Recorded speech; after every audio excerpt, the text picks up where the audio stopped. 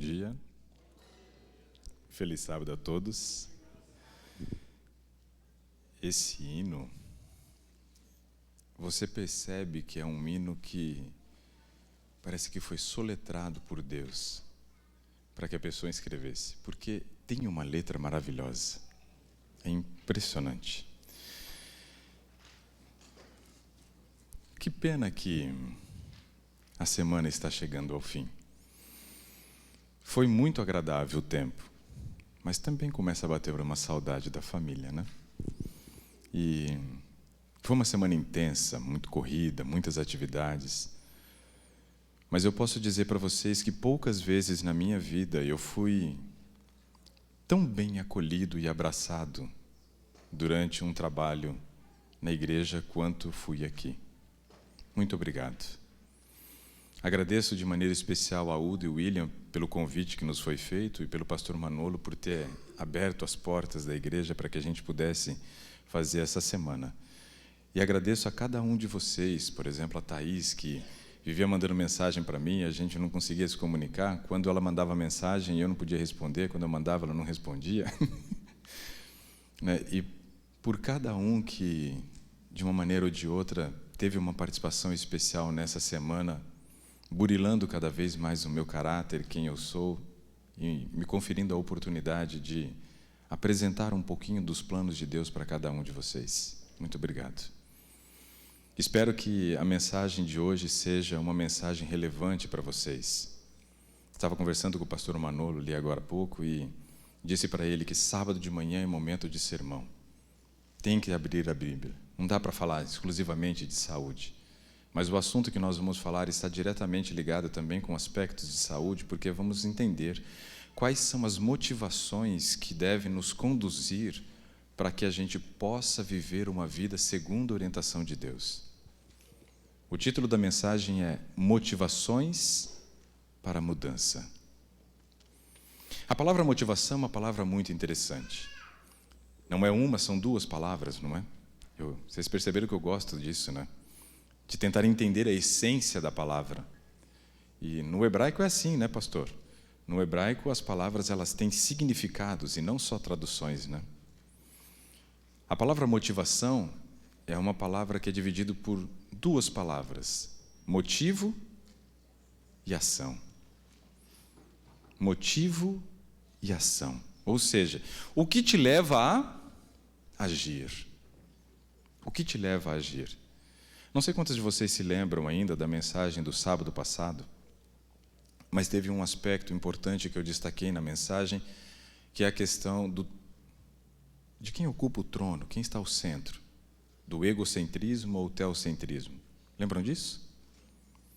Egocentrismo, eu no centro, minhas vontades, minha satisfação, meus desejos. Deus no centro, abnegação. Hoje, por exemplo, na escola sabatina, nós fizemos a leitura de um verso que eu vou repetir, que é muito interessante, que é Gálatas 4:20, eu acho que todo mundo conhece. Não sou eu mais quem vivo, mas Cristo vive em mim. Ou seja, eu preciso que Ele ocupe o centro, que Ele sente-se no trono da minha vida. Mas para que isso aconteça, muitas vezes é necessário compreendermos quais as verdadeiras motivações que a palavra de Deus nos traz para vivermos essa vida diferente. Para abrirmos mão de satisfazer muitas vezes gostos correlacionados a desejos de paladar. Ou para muitas vezes deixar de assistir, ler, ouvir coisas que não são do agrado de Deus. Ser cristão no sábado é muito fácil, concordam? Mas durante a semana nós mostramos realmente quem nós somos, a nossa essência. E é durante a semana que nós precisamos ter essas 4 motivações que vamos trabalhar hoje, muito vívidas na nossa memória, para que na hora que nós formos escolher algo para comer, nós nos lembremos das motivações. Para que quando formos dedicar um tempo para assistir algo, que nos lembremos da motivação. Essas motivações conduzem a nossa vida. E é isso que vai fazer a diferença entre aqueles que serão salvos e aqueles que estarão perdidos na ocasião da volta de Cristo. São essas 4 motivações. A primeira motivação que nós vamos trabalhar, ela se encontra em 1 Coríntios capítulo 10 e o verso 31. 1 Coríntios 10, 31. Você pode deixar aberto, eu vou fazer alguns comentários sobre a vida de Paulo, porque foi Paulo quem escreveu 1 Coríntios. E aí eu quero lhe fazer a seguinte pergunta. Paulo, judeu ou romano? Judeu ou romano? Os dois, dupla nacionalidade? O meu tio, eu comentei com vocês, ele teve a oportunidade de fazer o seu doutorado na França, na área de zootecnia. Meu tio no Brasil, ele é uma das grandes personalidades na criação de bovino de corte. Foi escolhido uma certa época entre os 3 profissionais da área de maior destaque no Brasil. Ele é muito bom. E ele fez o doutorado dele na França, e meu primo nasceu na França. Meu primo é francês, então? Sim ou não? Sim, de nascimento, sim. Mas poucos meses depois que ele nasceu, ele foi criado no Brasil. Ele foi criado no Brasil e ele se comporta tal qual um brasileiro. Meu primo se veste como um brasileiro, fala como um brasileiro, come como um brasileiro, toma banho como um brasileiro, coisa que eu acho ótimo, né? Ele nasceu na França, mas ele é um legítimo brasileiro. Paulo tinha uma descendência judia.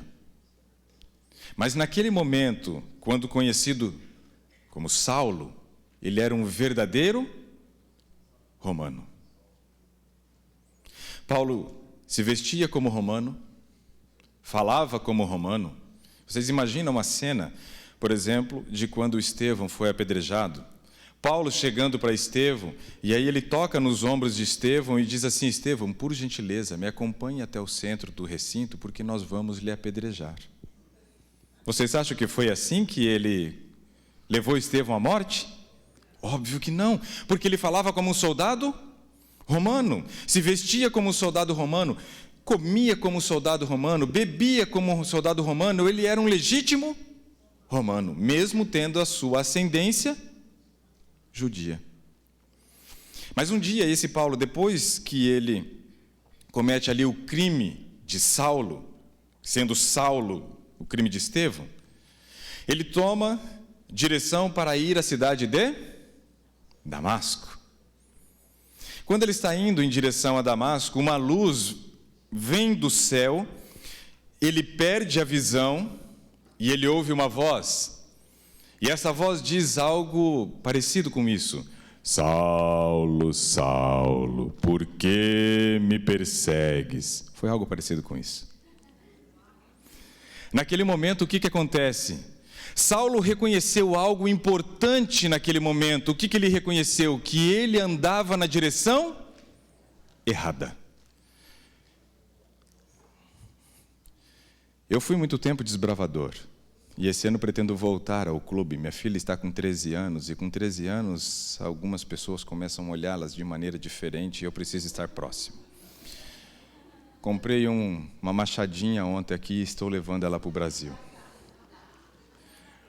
Como desbravadores, nós sabemos muito bem que quando você está andando numa direção, marchando numa direção, você pode receber algumas ordens, né? Na ordem unida ali, você pode receber a ordem da esquerda, vou ver. Pode ser da direita, vou ver. Mas tem uma ordem que é a seguinte. Todo mundo sabe qual é? Meia volta, vou ver. Saulo entendia o seguinte, que ele estava andando numa direção, mas quando ele ouve aquela voz, Saulo, Saulo, ele reconhece que ele precisava fazer o que na sua vida? Meia volta. Saulo entendia que aquele caminho que ele andava não era o melhor caminho. Agora pensa comigo uma coisa. Saulo, ele era bom no que ele fazia, sim ou não? Sim. Tudo que ele fazia, ele achava que era certo, sim ou não? E buscava fazer com maestria, sim ou não? Mas ele ia para onde se ele não mudasse o caminho dele? Pode falar. Para o inferno. Basta ser bom? Sim ou não? Não. É preciso andar na direção certa. E Saulo reconheceu que andava na direção errada. Se a gente fosse resumir a vida de Saulo antes da sua conversão, a frase, e anote, tome nota, essa frase ela é importante. A frase que resume o primeiro momento da vida de Saulo é a seguinte: faço bem feito o que é errado. Essa é a frase que resume o primeiro momento da vida de Saulo. Faço bem feito o que é errado. Só que quando ele reconhece e ele vai dar as costas para aquela maneira como ele vivia, ele converteu. Conversão, então, não é mudança simplesmente de direção, mas é mudança de sentido. Ele converte. E naquele momento que ele converte, ele entende que ele não pode mais continuar vivendo como ele vivia. Agora ele precisa viver de uma maneira diferente. Ele entende que o caminho era errado, então agora ele não pode mais continuar comendo, bebendo, vestindo, se comportando, falando como ele fazia. E aí ele escreve essas palavras de 1 Coríntios capítulo 10, do verso 31 em diante, mas vamos ler a princípio só o verso 31. E aqui ele revela qual era a motivação para ele começar a fazer as mudanças na sua vida. Leia comigo, 1 Coríntios 10, 31. Portanto, quer comais, quer bebais, ou façais o quê? Qualquer outra coisa. Qual é a motivação? Fazer para a glória de Deus. Essa é a primeira motivação. A gente poderia encerrar muito bem a mensagem com essa frase: faça tudo para a glória de Deus. Ponto final, acabou. Acabou a mensagem. Mas eu não vou acabar. Tem mais 3 motivações ainda, porque se essa não for convincente, tem mais 3 para te ajudar. Mas essa já seria suficiente, sim ou não? Sim. Entender que tudo que eu faço, independente de, não importa se é comer, se é beber, se é vestir, se é falar, se é agir, se é assistir, se é ler, tudo deve ter um único motivo: glorificar o nome de Deus. Essa é a máxima. Motivação número 1, a glória de Deus. Anotaram? Anotem. Vocês nunca mais esquecerem isso. Porque isso daqui, se ficar claro na tua mente, isso vai mudar a tua vida como mudou a minha. Porque a partir do momento que eu comecei a adotar uma mudança no meu comportamento cristão em todas as áreas da minha vida, comecei a passar pelo reavivamento e reforma, que eu contei para vocês o que é no sábado passado, a minha vida foi sendo transformada paulatinamente, mas pelo motivo certo. Pelo motivo certo, glorificar a Deus através das minhas escolhas, das minhas atitudes. Só que aí vem uma perguntinha para vocês. Esse mesmo Paulo que escreveu isso, que tem aquela frase, faço bem feito o que é errado, antes de ser chamado de Paulo, ainda quando Saulo, aplicava isso na sua vida de maneira fácil? Sim ou não? Você acha que era fácil para ele comer, beber, vestir, falar, agir da maneira correta? O que vocês acham? Sim ou não? Abre lá em Romanos capítulo 7. Você vai encontrar a resposta. Romanos capítulo 7, ele responde essa pergunta. Aqui ele está dizendo que nós precisamos fazer: comer, beber, agir, tudo para a glória de Deus. Mas tinha um probleminha aí nessa história. E esse problema ele relata em Romanos capítulo 7. A partir do verso 7, ele começa a trabalhar um subtítulo interessante que chama-se A Lei e o Pecado. E isso vai até o final do capítulo. Porém, eu encontro algumas frases interessantes aqui. E eu quero ler com vocês do verso 14 em diante. Verso 14. Porque bem sabemos que a lei é espiritual, eu todavia sou carnal, vendido à escravidão do... Opa, Tem algo interessante aqui para a gente analisar. Ele já havia reconhecido que o caminho era errado, sim ou não? Sim. Já havia tomado a decisão de andar numa outra direção, sim ou não? Sim. Mas ele também compreendia que ele, neste novo contexto, era vendido à escravidão do pecado. O que ele está querendo dizer? Ele está querendo dizer que naquele momento ele ainda era um escravo do pecado. Essa questão de ser escravo do pecado, ele está enfatizando a natureza carnal que todos nós temos. E a nossa natureza carnal tem inclinação para fazer o que é certo ou para fazer o que é errado? Minha filha, a Manuela, não sei se ela está assistindo, se ela estiver assistindo, filho, um beijo para você, um beijo para a Mariana também. Se a minha filha Manuela estiver assistindo, ela já ouviu inúmeras vezes essa história, porque eu conto não só para ela, mas eu ilustro nas mensagens com essa história dela. A Manuela tinha por volta de uns 2 anos de idade. Nós morávamos numa casa e tínhamos uma lata de tinta vazia que enchemos de terra e plantamos ali um pé de tomate. Tomatinho cereja. O pezinho de tomate foi crescendo e em um certo momento ele lançou a sua primeira flor.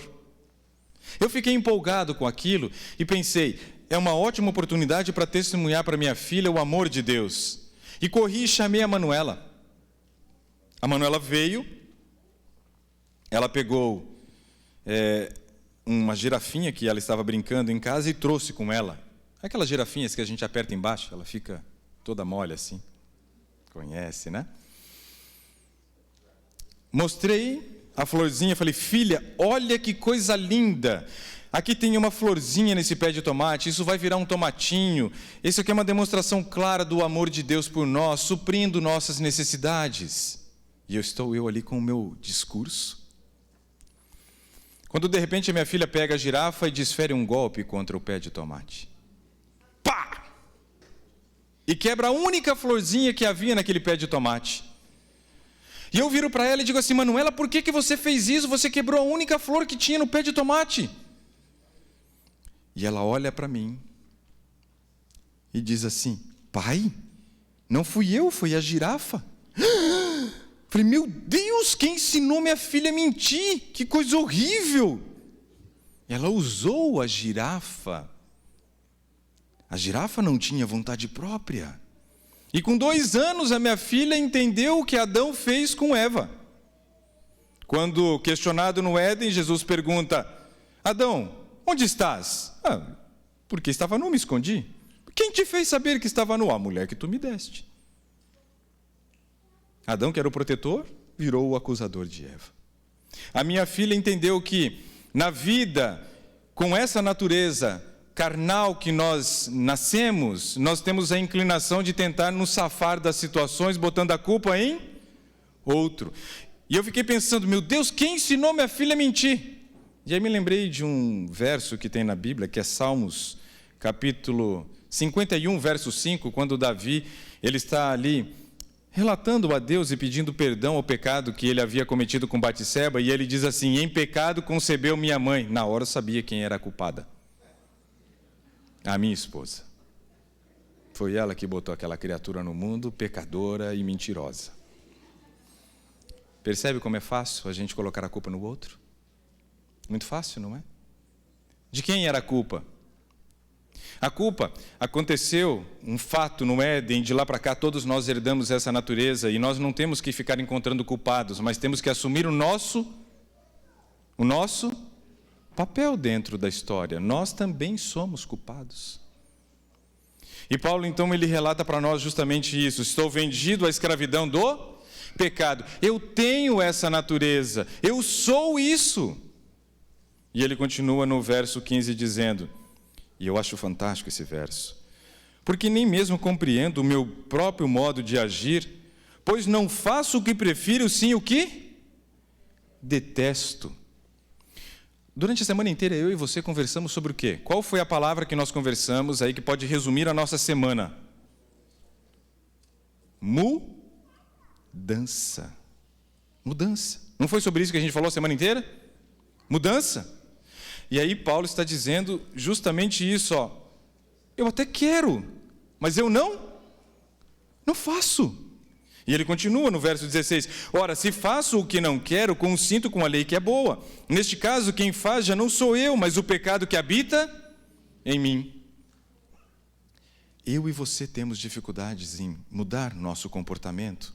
Nós temos dificuldades em mudar nosso estilo de vida. Por quê? Porque nós nascemos com uma natureza. E o que nós queremos é mudar essa natureza. E isso é fácil? Sim ou não? E o pior, nem é fácil e nem é possível se depender de quem? De nós. Se depender de nós, é certeza que nós vamos falhar. Mas Paulo continua. E ele continua dizendo agora no verso 18, no verso 17, o seguinte, olha lá. Neste caso, quem faz isto não sou eu, mas o pecado que habita em mim, porque eu nem sei que em mim, isto é, na minha carne, habita bem nenhum, pois o querer, o bem, está em mim, porém não o efetuá-lo. E ele continua suas lamúrias no verso 19, porque não faço o bem que prefiro, mas o mal que não quero, esse eu faço. Mas se eu faço o que não quero, já não sou eu quem o faz, e sim o pecado que habita em mim. Então, o querer fazer o bem, encontro a lei de que o mal reside em mim. E ele continua até o fim do capítulo, mais uns 4 versos. Mas você consegue perceber que a nossa motivação tem que ser fazer escolhas para a glória de Deus, sim ou não?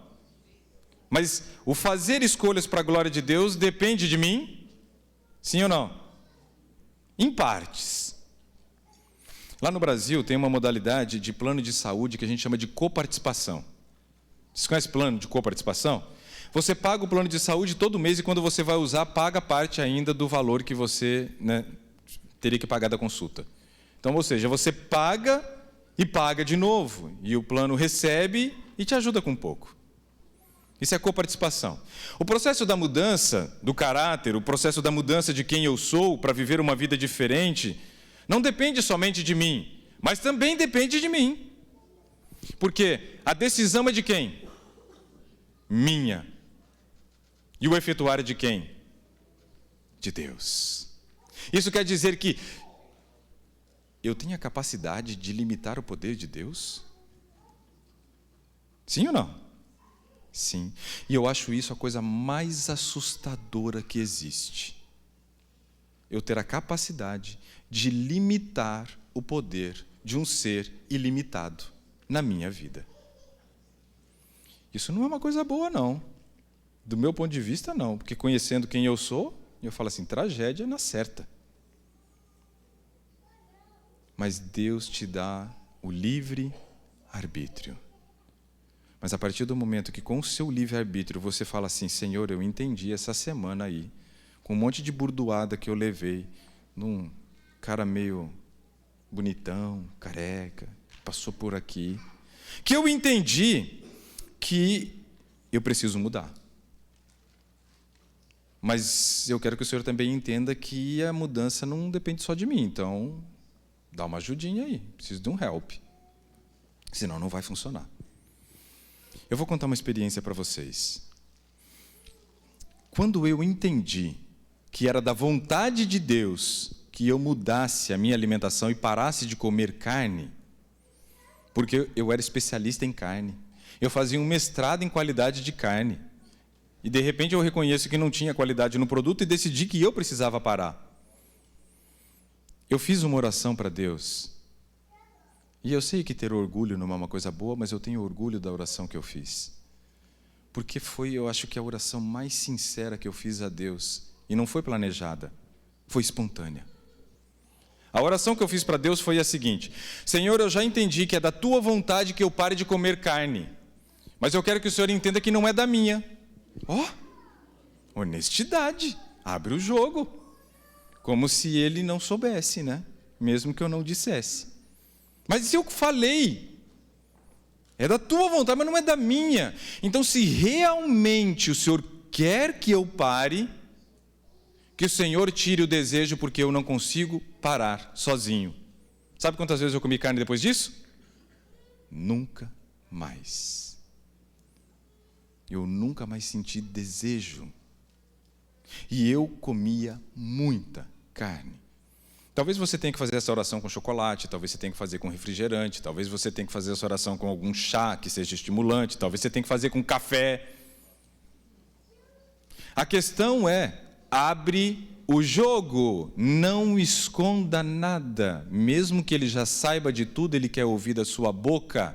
Ele quer que você realmente se comprometa dentro do processo. Estão entendendo? Paulo fez isso. Só que enquanto ele ainda não havia obtido a vitória sobre os seus desejos carnais, ele vive agora o segundo momento da sua vida. O segundo momento da sua vida é o seguinte, lembra do primeiro, como é que era a frase? Como é que era a frase? Amém. Alguém, pelo menos, obrigado, Silas. Faço bem feito o que é errado. Qual que seria a frase do segundo momento? A frase do segundo momento é a seguinte: faço mal feito o que é certo. E aí pergunto para vocês, o que é melhor? Viver uma vida inteira fazendo bem feito o que é errado, ou viver uma vida inteira fazendo mal feito o que é certo? É que essa palavra mal feito dá uma judiada na frase, né? Mas é verdadeira.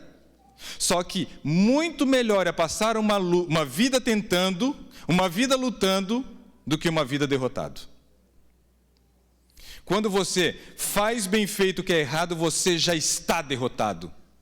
Quando você está lutando para fazer bem feito o que é certo, você é um vitorioso, porque a cada dia você trava uma batalha. Algumas você ganha, algumas você perde. Mas são esses que no dia da volta de Jesus vão ouvir a seguinte frase: Filho amado, entra no gozo do teu Senhor. Não é quem não luta, é quem luta e perde. Não importa se você está ganhando ou perdendo hoje, o que importa é que você esteja lutando. E Paulo, então, vive esse segundo momento. Estou tentando, Senhor, fazer o que é certo, mas ainda estou fazendo o que é errado.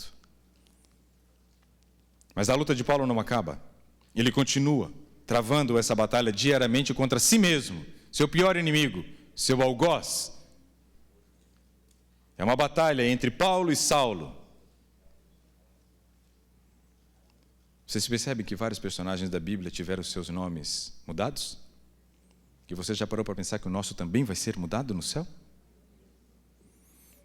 Mas vocês acham que Jacó e Israel, que são a mesma pessoa, não travaram uma batalha a vida inteira? Vocês acham que Abrão e Abraão não travaram uma batalha a vida inteira?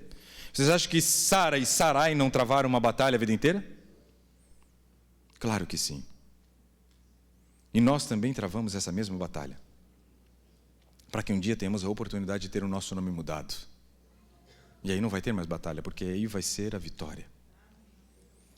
Só que Paulo chegou num terceiro estágio, que eu desejo muito que eu e você cheguemos. O terceiro estágio da vida de Paulo é o primeiro verso que eu citei para vocês. Lembra qual foi? Gálatas 4, 20. Não sou eu, mas quem vivo, mas Cristo vive em mim. Isso quer dizer o seguinte: não sou eu mais agora que escolho. Quem escolhe é Deus. Não sou eu mais que estou no controle. Quem está no controle é Deus. Isso quer dizer que, neste momento, ele atinge a possibilidade de ter a sua vida resumida pela terceira frase. A terceira frase é a seguinte: faço o bem feito, o que é certo. É o terceiro agora. A primeira era, faço bem feito o que é errado. A segunda, faço mal feito o que é certo. A terceira é, faço bem feito o que é, porque quem faz não sou eu, mas Cristo que vive em mim. Uau! Esse é o terceiro estágio. E tudo que a gente falou até agora foi baseado na primeira motivação. Mas vamos dar mais 3 aqui rapidinho para vocês. 3 motivações. A segunda motivação está em Levíticos capítulo 11. Levíticos capítulo 11. Levíticos, livro da lei, capítulo 11, capítulo muito conhecido por todo o adventista do sétimo dia, porque no livro de Levíticos, no capítulo 11, nós temos ali falando sobre o quê?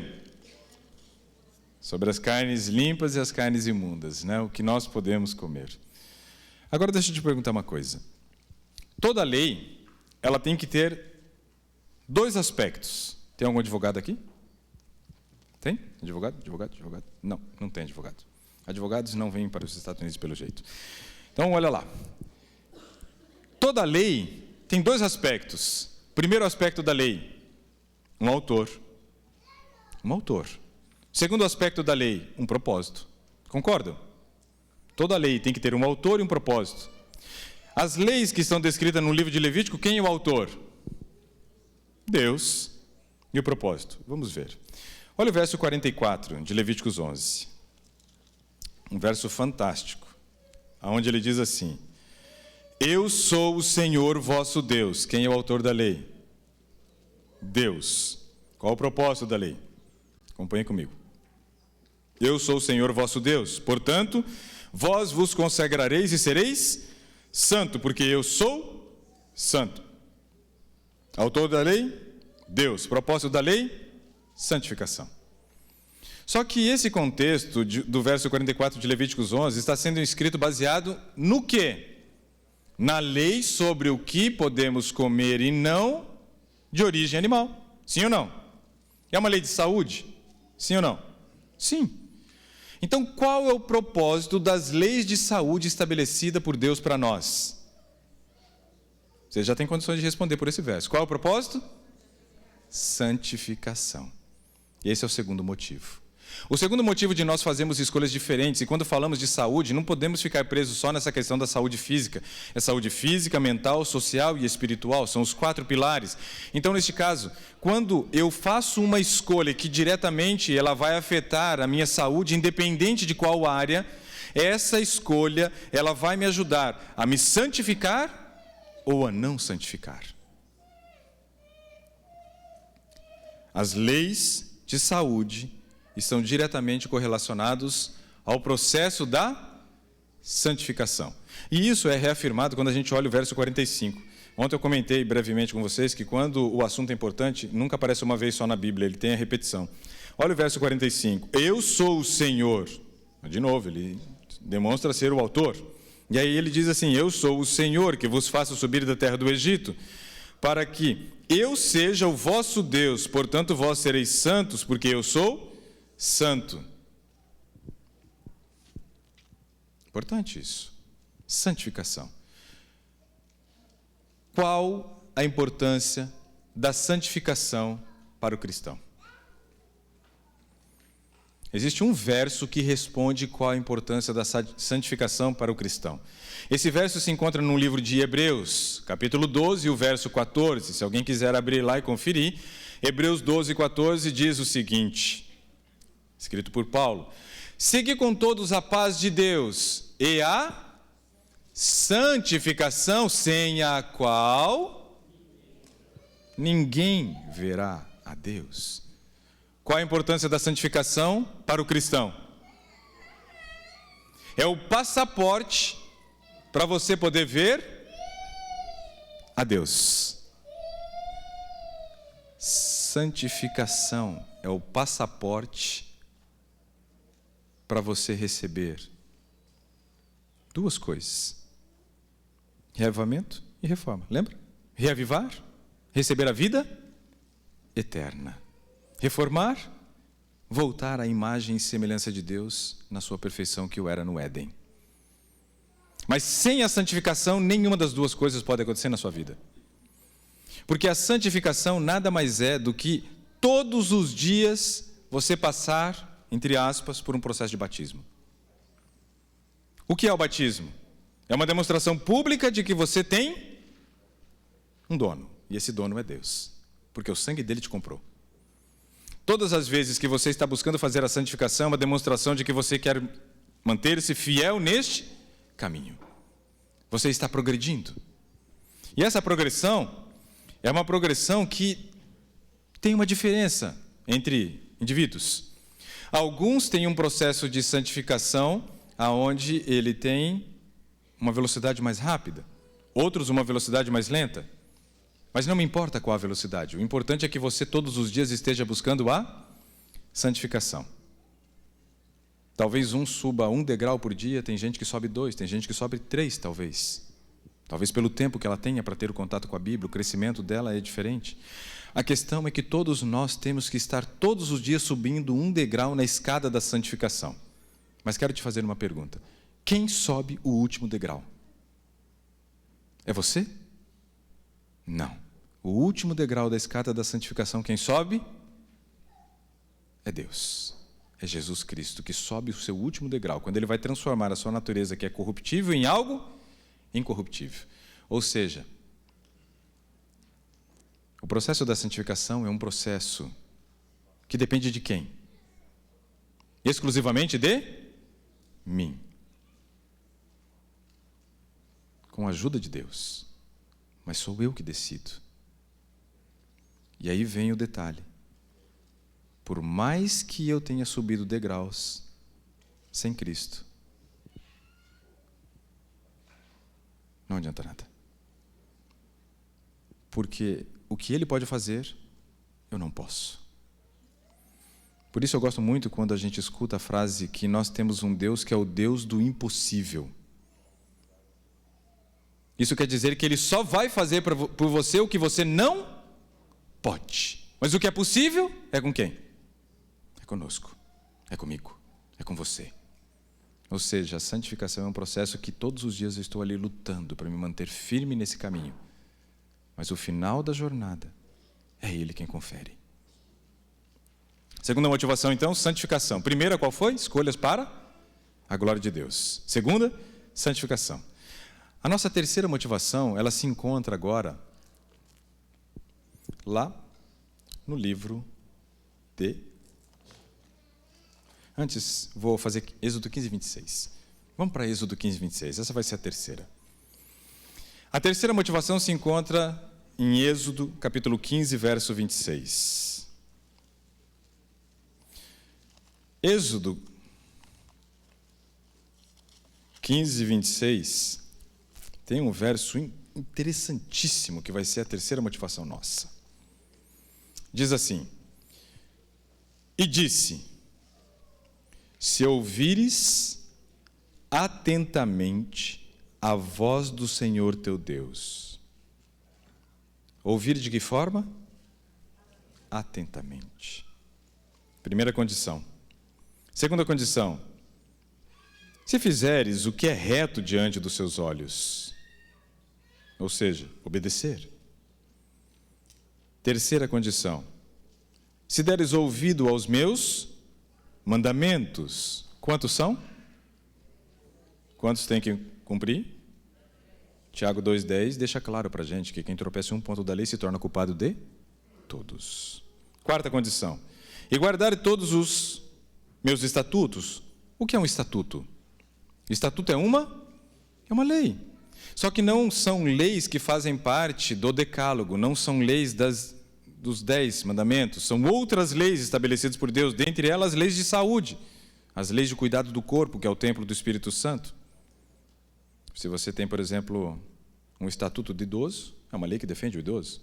Um estatuto do menor abandonado, uma lei que defende o menor abandonado. Então, estatutos são leis que defendem o interesse de quem? De quem? Os estatutos que estão na Bíblia defendem o interesse de quem? Dos cristãos, de nós. Se você seguir essas 4 condições, o que vai acontecer? Nenhuma enfermidade das que enviei sobre os judeus ou sobre os egípcios virá sobre ti, pois eu sou o Senhor que te sara. Qual é a terceira motivação? A terceira motivação é ser restaurado fisicamente, mentalmente, socialmente e espiritualmente. Essa é a terceira motivação. Deus quer promover cura física na vida de cada um de nós, sim ou não? Sim. É do agrado de Deus que a gente tenha doença, sim ou não? Não. Então Ele quer promover restauração física? Óbvio. Mas Ele também quer promover restauração mental nessa sociedade esfacelada mentalmente? Claro que sim. Então Ele quer que as pessoas da igreja sejam felizes? Claro. Então Ele também quer promover restauração nessa área. Deus quer restabelecer relacionamentos, sim ou não? Deus quer que casamentos que estejam por um fio possam novamente ser restabelecidos no cordão de 3 dobras? Claro que sim. Deus quer que você tenha um bom relacionamento com a sua família, quer que você tenha um bom relacionamento com as pessoas de fora do âmbito familiar. Ele quer restaurar os relacionamentos. Mas Deus quer restaurar também a nossa espiritualidade. Ele quer promover restauração em todas as áreas, por isso Ele diz: eu sou o Senhor que te sara, eu sou o Senhor que te cura, ou seja, sou eu que vou resolver os problemas que hoje você tem, e essa tem sim que ser uma motivação nossa. Devemos fazer escolhas de viver um estilo de vida diferente para que possamos ser restaurados nessas 4 áreas da vida. Essa é a nossa terceira motivação. Primeira, escolhas para a glória de Deus. Segunda, santificação. Terceira, restauração em todas as áreas. Quarta motivação se encontra agora lá em 1 Coríntios de novo, onde a gente estava, 1 Coríntios 10, abri na página certinha, sem marcar. 1 Coríntios capítulo 10, só que nós já lemos o verso 31, agora vamos para o verso 32 e 33. O verso 32 vem assim uma recomendação para quem está passando por esse processo de mudança. Sabe que todos nós temos que crescer espiritualmente, e o processo do crescer espiritualmente é um processo de abnegação de fazer o que gosta. Então nós estamos passando por um processo de mudança, mas nesse processo de mudança, Paulo traz um alerta muito importante para nós. O verso 32, veja só. Não vos torneis causa de tropeço. Para quem? Para quem? Nem para os judeus, nem para os gentios, nem tampouco para quem? Para a igreja de Deus. E aí eu te pergunto, como? Se eu estou querendo fazer o que é certo, se eu estou querendo reavivar e reformar, se eu estou buscando a santificação, como eu posso me tornar pedra de tropeço para os de fora da igreja, para os dentro da igreja, para a minha família? Como que eu posso me tornar uma pedra de tropeço? Eu já pensei bastante sobre esse aspecto e eu consegui identificar 2 formas de nos tornarmos pedra de tropeço. A primeira forma de nos tornarmos pedra de tropeço é a seguinte. Digamos que durante essa semana você tenha tomado algumas decisões com relação à questão da sua saúde física, especificamente sobre a sua comida.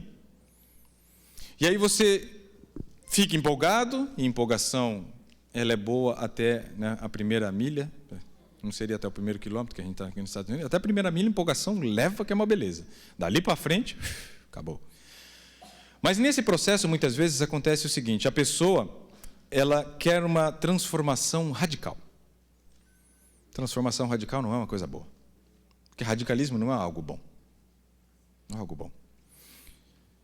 Aí a pessoa fala assim, abre lá o armário, descobre que tem um monte de coisa ruim na casa dela. E decide jogar fora tudo que é ruim. No dia seguinte, eu já falei desse exemplo no sábado passado, na parte da tarde, começa pelo jejum a mudança. Sabe o que pode acontecer? Algumas pessoas que começam a mudança dessa forma, depois de alguns poucos meses, elas acabam desenvolvendo uma anemia. Pode ser que tenha uma anemia. E o Tadeu está sentado aqui à frente, e aí, de repente, é um membro da igreja envolvido, decidiu fazer a mudança, fez consulta com um nutricionista maluco que veio, e aí está lá, sempre envolvido, lendo a Bíblia, enquanto o pregador está falando a mensagem, ele está acompanhando na Bíblia. Só que depois de uns 2, 3 meses que eu passo por aqui, o Tadeu começa a assistir o culto assim, ó. Aí todo mundo que está sentado atrás dele vai pensar, ele fez consulta com aquele maluco. Está vendo? Ó, eu não quero isso para mim. E o Tadeu, que buscou fazer a coisa certa, mas fez da maneira errada, porque de repente deu passos maiores do que deveria, fica doente e vira o quê para a igreja? Uma pedra de tropeço. Então eu quero que todos vocês mudem, assim como eu tenho mudado. Veja, eu não terminei não, nem sou santo não. Tem gente que olha para mim e fala assim, nossa, eu queria ser tanto como o Ricardo. Eu falei, não queira não. Quer não, olha para Cristo, não olha para mim não, porque se olhar para mim está lascado, não vai dar certo. Olha para Cristo. E aí, no caso, Tadeu foi lá e virou uma pedra de tropeço. A igreja desiste da mudança. Porque fala assim, eu não quero isso para mim, não. Sabe o que eu ouvi de uma pessoa que trabalha comigo? Ele falou algo interessante, ele disse assim: sabe por que eu decidi não ser vegetariano? Eu falei: ué, mas não tinha que ser o contrário? Ele falou: pois é, deveria. Mas sabe por que eu decidi não ser vegetariano? Porque todo junto à panela que tinha da minha igreja, tinha aquele monte de comida assim na mesa, servida, e tinha as tias lá da Adra que serviam a comida para a gente. E eu passava e via aquelas senhoras, todas elas ali envolvidas nesse ministério e tal, e todas elas estavam acima do peso. E aí eu perguntava para elas assim: a senhora é vegetariana? Sou, meu filho, por quê? Não, por nada não. Aí perguntava para a outra: a senhora é vegetariana? Sou, meu filho, por quê? Não, por nada não. Aí a terceira, a quarta, todas elas eram vegetarianas e estavam o quê? Obesas. E ele falava assim: que eu vou querer ser vegetariano? Porque ele via um mau exemplo. Uau, pedra de tropeço querendo fazer o que é certo? Não. Então esse é um aspecto de se tornar pedra de tropeço. Mas grave essa frase: tudo que é ruim pode piorar. E tem uma segunda forma pior de se tornar pedra de tropeço do que a primeira. E a segunda forma eu vou descer aqui para exemplificar. A segunda forma de se tornar uma pedra de tropeço pior do que a primeira, que é você querer fazer a coisa certa e acabar ficando doente, é quando você começa um processo de mudança na sua vida, de santificação, e aí eu vou colocar entre aspas, e aí você entende o seguinte: subi um degrau na santificação, subi mais um, e aí começa a olhar os outros assim de cima. Porque agora eu estou santo, e olho para os outros e acho que tenho a capacidade de julgá-lo. E digo assim: está vendo fulano? Ainda come carne. Aí o outro lá: está vendo fulano? Filho, está doente, deve comer um monte de açúcar. Que direito você tem de fazer isso? Só me conta, da onde você tirou essa ideia que existe esse direito concedido a você? O primeiro juiz que foi estabelecido por Deus foi quem na Bíblia? Qual foi o primeiro juiz que ele escolheu? Sansão. Não deu muito certo. Depois disso, não tiveram outros. Por que não tiveram outros? Porque tem um texto que diz assim: você não está vendo a trave do seu olho, mas quer ver o cisco no do outro? Cuidado, nessa questão da santificação, algumas pessoas começam a se achar melhor do que os outros. Elas acham que elas estão mais santas porque já não comem mais carne. Acharam que ficaram santas porque não bebem refrigerante. Eu estou falando isso porque eu vi isso aqui com esses dois olhos. E isso foi o que mais me afastou da mensagem de saúde. Eu vou contar uma coisa para vocês que não é segredo, eu conto por onde eu passo. Eu odiava a mensagem de saúde da igreja. Odiar é uma palavra forte, mas era isso que eu tinha. Por quê? Por algumas coisas que eu vi dentro da minha jornada cristã que me afastavam, que eram pedra de tropeço para mim. Contei uma experiência rápida para o pastor. Uma vez uma pessoa da minha igreja, que eu não vou citar o nome, obviamente, né? A gente conta um milagre, mas não um santo, né? Ele foi e fez um sermão no sábado de manhã, e durante todo o tempo do sermão dele, ele falou mal do açúcar. Ele só falou sobre açúcar. E olha, ele entendia de açúcar, viu? Porque ele falou coisa que nem eu sabia na época. Mas quando eu estava saindo da minha igreja, tinha duas pessoas na minha frente, e essas duas pessoas eram o seguinte: um membro da igreja e um convidado do membro. E eu ouvi o diálogo dos dois que estavam na minha frente, e o diálogo foi o seguinte: a pessoa perguntou assim: o que você achou da igreja? Gostou da igreja? Ele falou: gostei, as pessoas são amáveis, fui muito bem recebido. Aí ele perguntou: e o que você achou da mensagem? O rapaz entende muito de açúcar. Mas quando você me convidar novamente para vir à sua igreja, espero que eu escute alguém falando de Cristo. Eu tive vergonha alheia. Eu virei assim, quase assim. Falei: meu Deus, que vergonha. E eu fiquei com vergonha daquilo. E alguém que toma esse microfone nesta posição e acha que tem o direito de ficar apontando esse tipo de coisa e vir aqui e não falar de Cristo, mas falar do açúcar, ela perdeu o senso do juízo. Ela virou uma pedra de tropeço, porque ela está se achando superior e melhor do que os outros. Quando eu venho aqui, eu fico preocupado. Porque quando eu venho aqui, neste momento, eu estou sendo um sacerdote, sim ou não? E quando tinha o tabernáculo estabelecido, quando chegava no dia do Yom Kippur, que o sacerdote tinha que entrar no Santíssimo, tinha uma corda amarrada na cintura dele. Para caso ele entrasse ali sem a devida preparação, o que aconteceria com ele? Seria fulminado.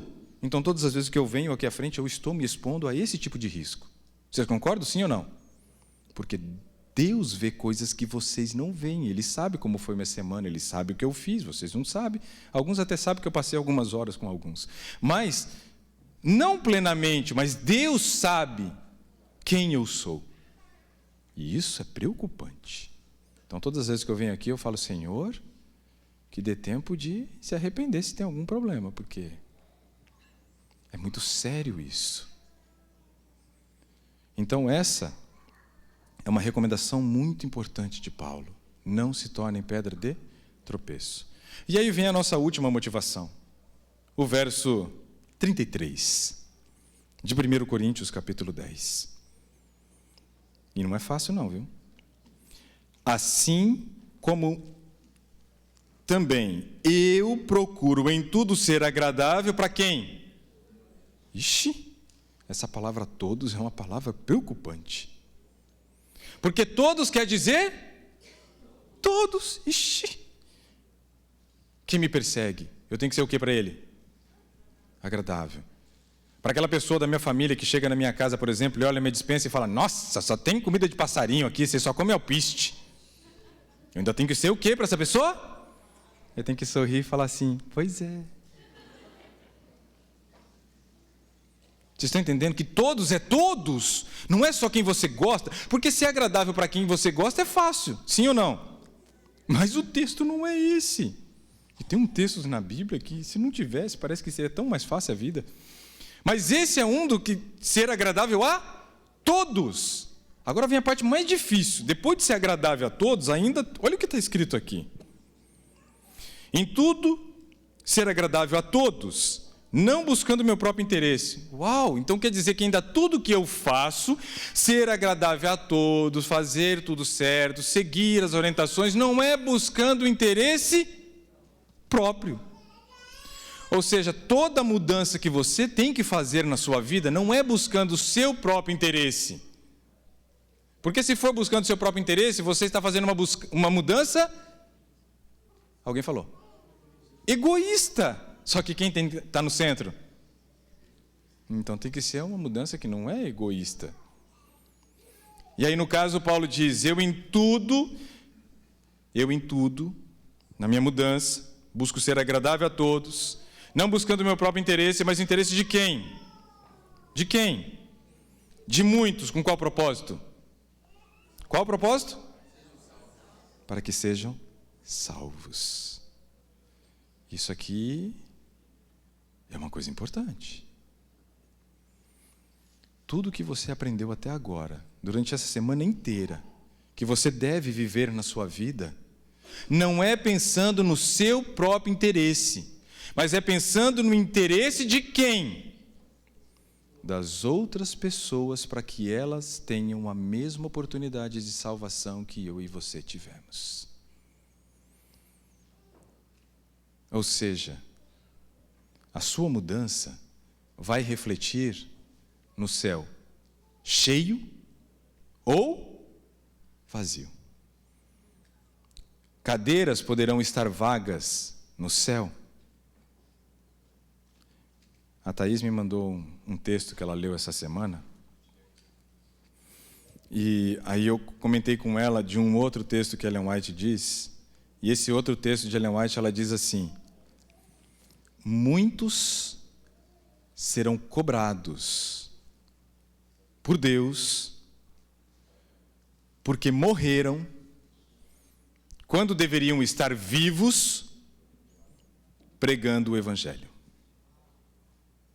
Esse texto é pesado, porque o texto está querendo dizer que você não atendeu essa condição. Você não fez as escolhas certas que prolongasse a tua vida, que te desse longevidade, que te desse vigor físico, que te desse uma mente clara para ouvir a voz de Deus e estar apto para levar a mensagem para aqueles que estão carentes por ela. E aí Ellen White diz que estes serão cobrados, vão ser questionados por Deus. Eu não quero. E você? Acho que não também, não. Então, essa é a nossa quarta motivação. Viver uma vida de tal forma que nós preguemos a todo tempo e falemos quando for preciso. Ou seja, viva uma vida que gere nas pessoas o desejo de conhecer o Deus a quem você serve. Se a sua vida não está gerando isso, o desejo de outras pessoas conhecerem a Deus, me desculpe, mas estamos vivendo uma vida inútil. É pesado, é forte, mas é a Bíblia quem diz. E aí, obviamente, com as 4 motivações, a glória de Deus, a santificação, a restauração completa em todas as áreas da vida e a pregação, agora estamos aptos para o nosso último verso de hoje. E o último verso de hoje está em 1 Coríntios capítulo 10, verso 34.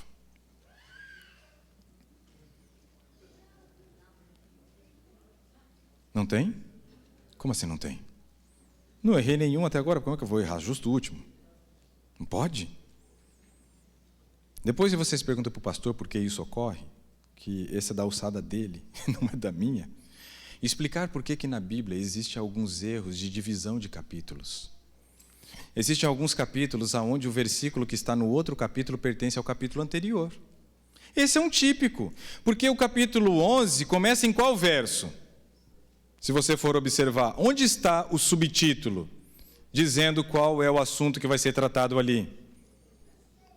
Está no verso 2, que fala sobre o uso do véu na igreja de Corinto. E se você quiser, você pode voltar lá para o capítulo 10, e você vai ver que no começo do capítulo 10, no verso 1, está escrito, antes do verso 1, exemplos da história de Israel. E se você fizer isso lá no capítulo 9, você vai encontrar a liberdade e os direitos do apóstolo Paulo, no capítulo 8, acerca das coisas sacrificadas aos ídolos.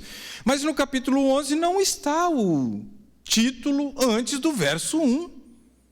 Está no verso 2. Isso quer dizer que o verso 1 faz parte de qual contexto? Do capítulo anterior. E é óbvio, se Paulo está falando da mudança dele, portanto, quer eu coma, quer eu beba, ou faça qualquer outra coisa, devo fazer tudo para a glória de Deus. Não posso me tornar pedra de tropeço, nem para grego, nem para judeu, nem mesmo, né, o gentil ali pode ser o grego, nem mesmo para a igreja de Deus. E eu devo fazer tudo que é agradável, né? Tudo que eu tenho que fazer tem que ser para ser agradável aos outros, não buscando o meu próprio interesse, mas o interesse de muitos para que sejam salvos. Está dentro do mesmo contexto. E dentro do mesmo contexto, Paulo diz quem é o exemplo. Quem é o exemplo? Cristo. Sede meus imitadores, como também eu sou de Cristo. Quem é o modelo? Então, quando Paulo estava lá naquela jornada para Damasco e ele ouve a voz, Saulo, Saulo, o que ele reconhece? Que ele andava seguindo o modelo do mundo. Mas ele reconhece que não era o modelo do mundo que deveria nortear as suas escolhas, mas quem deveria nortear as suas escolhas? Cristo. E aí ele escreve um versículo interessantíssimo que é Romanos capítulo 12, verso 2. Não precisa abrir isso, eu vou recitar para vocês. Mas Romanos 12, 2 diz o seguinte, eu gosto da versão, tem várias versões, mas eu gosto da versão que diz assim, não se amoldem ao modelo do mundo, ou seja, não use o mundo como seu modelo, mas transforme-se pela renovação da vossa mente. Aí tem um para quê. Tem professora de português aqui? Tem professora de português aqui, dona Bressa? Para quê é uma conjunção causal, ou seja, eu faço o que vem antes para receber o que vem depois. Honra teu pai e tua mãe. Para que? Não honra não para ver. Então honra teu pai e tua mãe para que se prolonguem teus dias sobre a face da terra. Ou seja, transformem-se pela renovação da vossa mente, não usando o mundo como modelo, para que experimenteis a boa, a agradável e a perfeita vontade de Deus. Quem vai experimentar isso? Quem vai? Quem passar pela renovação da mente, de tirar da mente o eu do centro e colocar Cristo no centro. Que Deus abençoe vocês. E que eu ouça muitos testemunhos da mudança que Deus operou em você. E que muito em breve estejamos todos juntos, ouvindo a frase: Filho meu, entra no gozo do teu Senhor. Foste fiel no pouco, sobre o muito te colocarei. Esse é o nosso Deus, que quer promover as mudanças na nossa vida, porque o único interesse dele é salvar, salvar e salvar.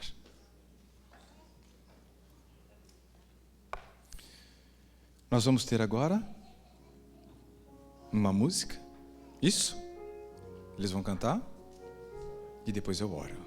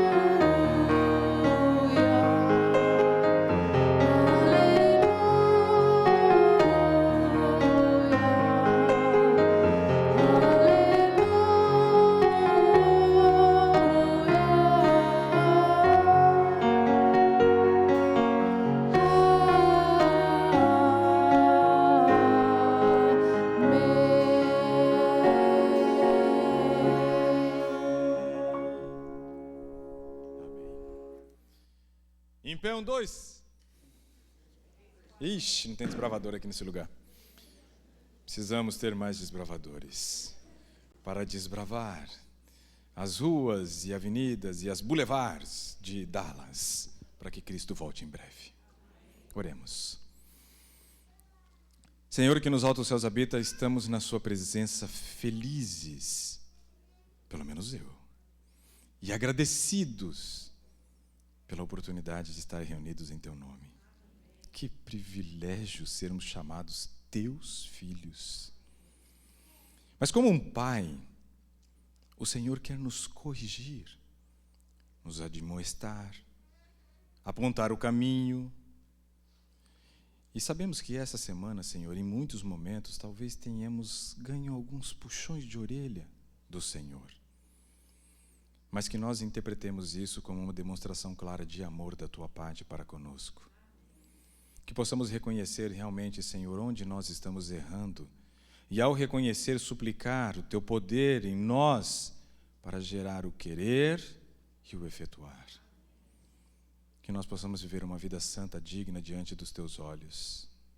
Passar pelo processo da santificação é algo que desejamos porque queremos encontrá-lo face a face. Fazer escolhas que glorifiquem o Seu nome, e essa tem que ser a direção das nossas escolhas, Senhor. Buscar, Senhor, a restauração em todas as áreas da vida, esse tem que ser o nosso desejo.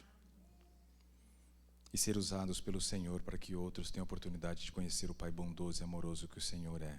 Essa tem que ser a nossa missão. Nos conduza nessa jornada, Senhor. Nos carregue no colo se for necessário, nos momentos em que fraquejarmos. Mas queremos estar em pé no dia do Teu retorno. Assim como os amigos de Daniel ali estiveram em pé no campo de Dura, não curvando o joelho ao mundo naquele momento, que nós também não nos curvemos diante do estilo de vida que o mundo impõe, mas que possamos nos manter firmes de hoje até o dia da Tua volta e dizermos: felizes somos porque este é o Deus a quem nos aguardávamos. Que em breve essa frase seja repetida da boca de cada um de nós no evento glorioso da Tua vinda, Senhor. Por favor, te pedimos e agradecemos todas essas bênçãos, em nome de Jesus. Amém. Um bom sábado a todos vocês.